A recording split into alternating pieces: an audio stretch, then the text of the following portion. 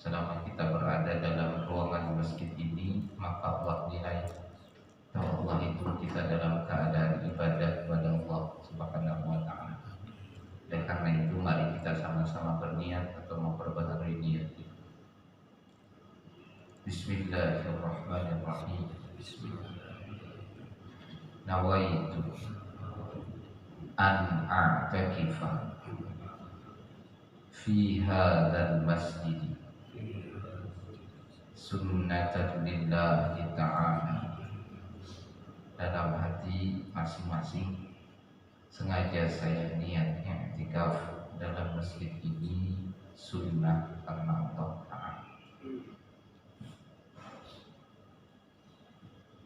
Jamaah salat subuh yang dirahmati oleh Allah Subhanahu wa Ta'ala,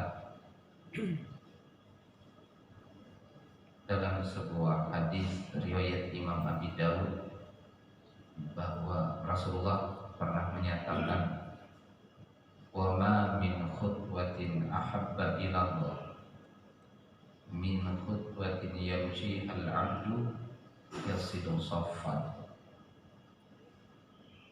Tidak ada langkah yang lebih Allah sukai, tidak ada langkah yang lebih Allah cintai daripada langkahnya seseorang yang menutupi atau mengisi shaf yang kosong.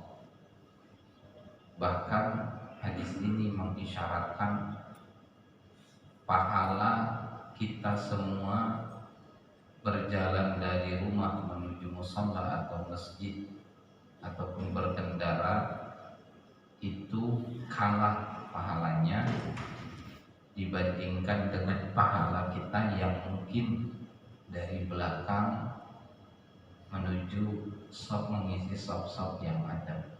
Dan itu adalah langkah terbaik atau yang paling besar nilai pahalanya dibandingkan langkah menuju masjid itu sendiri. Padahal dalam beberapa riwayat yang lain kita paham orang kalau berjalan menuju masjid itu satu kali langkahnya atau satu langkah itu balasannya 3 kebaikan. Satu langkah itu 3, satu langkah 3. Ada pahala yang diberikan, ada dosa yang diampuni, dan ada derajat yang Allah tinggikan atau posisi yang Allah angkat orang yang satu kali melangkah. Setiap kali langkahnya itu ada hitungannya. Nah, pahala sebaik itu masih kalah dengan pahala orang yang mengisi shaf. Mungkin kalau kayak masjid kita ini lah, mohon maaf, tidak terlalu sulit karena kan tidak terlalu lebar. Tapi kita akan bertemu dengan masjid yang agak lebar, yang mana terkadang kita tuh malas mengisi ke depan shaf itu, padahal bagian shaf itu masih bisa dipenuhi. Ya, paling sering kita saksikan yang terjadi itu di Islami atau mungkin Masjid Raya. Itu kan begitu kita masuk, maunya kita berjalan lurus saja, sudah berdiri di bagian tengah. Padahal kan kiri kanannya masih banyak yang masih kosong. Nah, dengan hadis ini nanti lalu muncul hadis-hadis berikutnya betapa luar biasanya masalah mengisi shaf ini, tentang ketika kita sholat berjamaah. Dan sampai-sampai nanti hadis yang diriwayatkan oleh Imam Muslim bahwa dari An Abi Mas'ud al-Badri radhiyallahu anhu, dari Abi Mas'ud al-Badri, beliau pernah menyampaikan bahwa kana Rasulullah sallallahu alaihi wasallam yamsahu manakibana fi shalah. Dulu waktu kami sholat, kata beliau, pada saat kami sudah berdiri, Rasulullah pernah menepuk pundak kami. Lalu wayaqulu, Rasulullah menyatakan, istawu wa la takhtalifu fatakhtalifa qulubukum. Rapatkan, luruskan shaf ketika sholat berjamaah, karena apabila bengkok shafnya, tidak lurus, maka seperti itu pula lah hati kalian. Bila renggang, maka seperti itulah juga nanti keadaan hati kalian. Dari hadis ini kemudian dipahami berarti apa? Jangan dikira kita sholat berjamaah itu bila shafnya lurus, bila shafnya rapat untuk menambah kesempurnaan sholat saja. Tapi ternyata lebih jauh daripada itu. Dia berdampak dalam kehidupan sehari-hari. Kan ada orang sama-sama menjadi pengurus masjid, sama-sama bergaul di jamaah masjid itu, tapi terkadang ada bahasa-bahasa yang begitu diucapkan tiba-tiba yang lain merasa tersinggung. Nah, padahal bahasanya itu biasa saja, bukan bahasa yang benar-benar menyinggung, tapi yang lain tiba-tiba merasa tersinggung atau kemudian merasa tidak nyaman. Nah, bisa jadi itu adalah salah satu tanda hati kita atau hati orang lain dengan hati kita itu tidak terlalu dekat, sehingga mudah salah paham, mudah tersinggung, dan sumbernya ternyata adalah tidak beresnya shaf ketika sholat berjamaah. Jadi dampaknya ternyata kemana-mana. Kan ada sampai hari ini satu masjid sama-sama mengurusi masjid itu, ternyata di antara pengurus sendiri banyak masalah yang artinya tidak sepaham dan lain sebagainya. Dan itu ya tadi, kalau dari hadis ini bersumber salah satunya masalah shaf ini, sehingga kita diingatkan dengan ini begitu sholat, pastikan shaf kita beres. Kalau tidak nanti dampaknya kemana-mana. Hati kita itu loh mudah sekali kan. Kadang-kadang kalimatnya itu, kata-kata yang dikeluarkan orang itu biasa, cuman karena hati kita ini merasa jauh atau kemudian tidak dekat bahasanya dengan orang itu, tiba-tiba tersinggung. Padahal seandainya dekat, akrab saja, itu tidak menjadi tersinggung. Nah, sering terjadi begitu. Nah, makanya Rasulullah itu tidak pernah memulai sholat beliau kecuali memastikan urusan shaf ini beres. Bahkan kalau dalam fikih nanti kan imam yang bertugas mengingatkan itu, yustahabbu lil imam alla yahruma hatta yaswi baina suhuf. Imam ini tidak makruh imam memulai sholat ketika shaf barisan di belakang jamaah itu belum rapi, belum benar-benar beres. Imamnya langsung Allahu Akbar mulai sholat, hukumnya makruh. Artinya imam sebelum memulai sholat sebagaimana yang diajarkan Rasulullah itu benar-benar diperhatikan nih barisan shafnya. Bila sudah benar-benar beres, baru memulai sholat. Bahkan begini, wa idza kana al-masjidu kabiran, seandainya masjidnya besar, yustahabbu lahu ay ya'mura rajulan bi taswiyatiha wa yatufu 'alaihi. Bayangkan sampai sejauh itu. Jadi imam disuruh begini, sebelum mulai sholat suruh merapikan, merapatkan, meluruskan barisan shaf yang ada. Itu kalau masjidnya kecil kayak masjid kita aja gampang, atau jumlahnya tidak terlalu banyak. Bagaimana kalau dengan masjid yang besar, yang jauh lebar sebelah kiri kanannya itu atau ke belakang banyak? Kalau di fikih bahkan fayustahabbu lahu ayyamura rajulan bi taswiyatiha wa yatufu alaihi. Sunnah imam ini punya pembantu bahasanya, yang mana dia minta ada petugas, dia suruh coba cek sampai ke belakang sudah rapi kah, sudah lurus kan. Bila sudah, baru kita mulai sholat. Bayangkan sampai sejauh itu dalam fikih, agar benar-benar soft ini rapi. Bila tidak, ya tadi memang yang pertama kali dimintai pertanggungjawabannya si imam, tapi dampaknya dirasakan oleh semua orang. Lalu berapa standar, apa saja standar lurus? Kan ada dua sop itulah, satu lurus, dua rapat.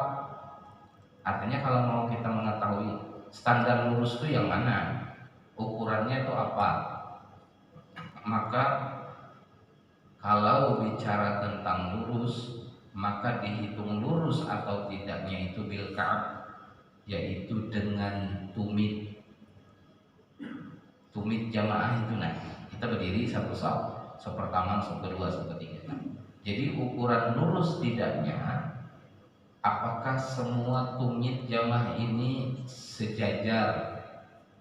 Bila kurang lebih sejajar, bahkan belum rapi, berarti itu disebut dengan lurus. Nah, jadi patokannya bukan jari kakinya, bukan. Jujur saja orang kita banyak melihatnya itu jari kaki. Padahal mohon maaf, jari kaki orang ini kan ada kaki yang jarinya lebih panjang, ada yang pendek, dan itu susah untuk benar-benar persis sama. Makanya yang dijadikan patokan dalam fikih adalah tumit. Jadi apabila tumitnya sejajar, kiri kanannya sama, berarti apa? Lurus. Ini dianggap lurus sudah. Lalu yang kedua yaitu rapat. Standar rapat ini hitungannya yang mana? Atau kita melihat atau menganggap rapat atau tidaknya itu apa? Maka kalau dalam fikih yang sesuai dengan apa yang diucapkan oleh Rasulullah itu bahwa wahadu bainal manakib, dekatkan antara pundak atau bahu kalian dengan bahu-bahu yang lainnya. Berarti standarnya dianggap rapat atau tidaknya adalah bahu. Kita punya bahu atau pundak kiri kanan, maka itu dekat atau tidaknya dengan orang yang di kanan dan di kiri kita, itu yang jadi standarnya. Berarti apa? Bukan kaki, bahu patokannya. Bila bahunya dekat dengan orang yang di kanan atau yang di kiri, berarti insya Allah dekat pula, dianggap rapat sudah sop tersebut. Nah, jadi ini standarnya dalam fikih. Yang pertama tadi, untuk lurus tidaknya hitungannya adalah tumit. Kalau rapat atau tidaknya adalah bahu. Dan kan kalau kita dalam sholat berdiri itu, kaki kita itu kan tidak melebihi lebar bahu kita. Pas berdirinya kita itu, nah itu nanti juga menandakan apa? Kalau bahunya dekat, insya Allah kaki di bawah itu dekat sebetulnya. Asal orang tersebut berdirinya, kaki kanan dan kaki kirinya itu seukuran badannya, maka insya Allah secara otomatis kakinya langsung jadi dekat. Dan kaki ini kan bisa di setel ya, bisa dilebarkan. Kalau bahu kan nggak bisa, pasti sudah patokannya itu. Dan bahu kita dengan orang lain mungkin tidak sama ukurannya, ada yang lebar, ada yang luas. Nah, kalau kaki kan sulit membuat standarnya karena kaki itu bisa berubah-ubah. Jadi itu kembali masalah patokan atau standarnya dianggap rapat atau tidak sama. Bila bisa tersentuh nih bahu kita sampai tersentuh dengan bahu orang lain, maka itu tentu lebih aman. Tapi tidak mesti harus tersentuh. Bahasanya al-adah muhakkamah, standar umum. kita kalau berdekatan dengan orang, bahu kita dengan bahu orang di sebelah, lalu kita tanya 4-5 orang, ini kira-kira dekat sudah jauh? Bila orang-orang ini menyebut, oh ini dekat, ini dekat, ini dekat, berarti apa? Inilah standarnya yang disebut dengan apa? Seperti itu. Jadi subuh kali ini sejatinya mungkin kita telah mengetahui. Ingin diingatkan lagi, jangan dikira masalah sholat ini hanya sebatas untuk sempurna sholat atau tidak, tapi dia jauh lebih daripada itu, bahkan sampai berdampak kepada kehidupan kita sehari-hari. Ada orang yang yang pada saat kesehariannya bercanda yang ibaratnya itu keterlaluan tapi tidak tersinggung, atau bahasanya lebih mudah untuk saling memahami, saling mengerti. Nah itu berarti bagus tuh, hati mereka tuh dekat begitu. Ada orang yang sedikit saja salah bicara, yang lain tersinggung sedikit saja salah tingkah laku, tersinggung, akhirnya muncul permusuhan. Nah ini tanda bahwa hatinya masih jauh. Dan hati dekat tidaknya itu bisa saling paham atau tidaknya, itu sumber pertamanya adalah masalah sholat. Itu yang pertama. Yang kedua, ini tidak ada hubungannya dengan pembahasan di awal, tapi saya mau cerita. Ada sebuah cerita yang saya rasa cocok nih dalam pengajian kita ini, yaitu apa? Seorang ulama yang bernama Nasaruddin Khoja. Jadi beliau itu, Nasaruddin Khoja ini adalah seorang ahli fikih. Beliau sangat ahli dalam fikih. Bahkan beliau diminta mengajar pengajian di banyak tempat itu dalam bahasa fikih. Ya, selalu pengajian fikih. Jadi satu kesempatan beliau pengajian malam hari, pulang dari pengajian itu, sampai ke rumah, istri beliau mengeluhkannya apa? Anak beliau pada malam hari itu tidak mau tidur, susah anaknya tidur. Begitu Nasaruddin Khoja pulang dari pengajian, diceritakan oleh istri beliau, lalu kata Nasaruddin Khoja, sudah nggak apa-apa, biar saya aja yang menidurkan anak-anak itu. Jadi dibawa beliau masuk anak-anak itu ke kamar, lalu diambil sebuah kitab, dibacakan kitab itu, sebentar aja tidur langsung si anak. Begitu sebentar tertidur, Nasaruddin Khoja keluar, istrinya bertanya, kitab apa yang dibaca itu tadi kan? Kok anak yang tidak mau tidur ini tadi sebentar sekali kok tertidur? Kata Nasaruddin Khoja apa? Saya bacakan ini adalah kitab fikih. Kitab fikih. Kenapa kitab fikih? Kata istri beliau. Dari mana belajar? Dari mana tahu kalau mau menidurkan anak itu dibacakan kitab fikih? Kata beliau, nggak ada sih, ini pengalaman saja. Setiap kali saya pengajian di masjid, bila mulai saya baca kitab fikih, mulai jemaah tiduran. Nah itu tandanya, kata beliau, berarti kitab fikih ini mudah untuk menidurkan orang. Nah ini kan saya baca kitab fikih ini, bila jamaah kita ini banyak yang muncul, berarti terbukti benar kitab fikih ini cepat menidurkan orang.